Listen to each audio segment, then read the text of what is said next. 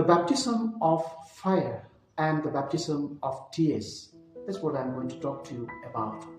And our reference text is in the Gospel of Luke chapter 12 and letter to the Hebrews chapter 12, which comes as readings for the 28th Sunday of Ordinary Time.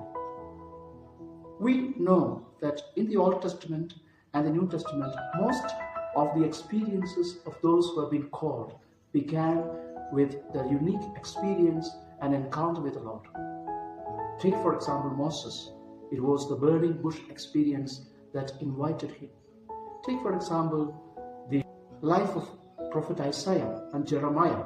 Both were encountered by the Lord, invited by him by a personal experience which marveled them, and the Lord confirmed them.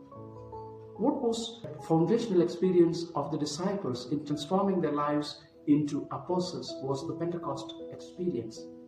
And it was an exciting experience whereby they all were charged by the fire. But we come to know that later, as the journey progresses, all those who have been commissioned by the Lord were made to face or to accept another baptism, a baptism of tears, I would say, a baptism of isolation, a baptism of rejection, a baptism of desolation and wilderness experience.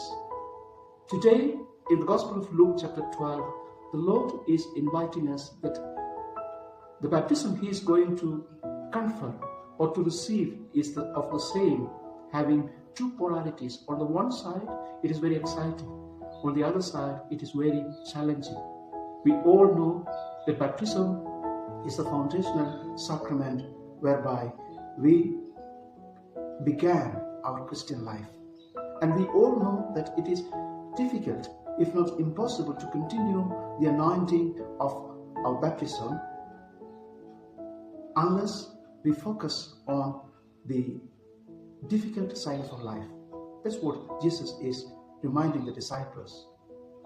Life is exciting, God's presence is encouraging, Christian life is promising, but we need to underline two words. Number one, perseverance. Number two, endurance. The letter to the Hebrews, chapter 12, is reminding that we are not the first one to begin this journey of baptism of fire and baptism of tears. A multitude of crowds who has taken their lead ahead of us.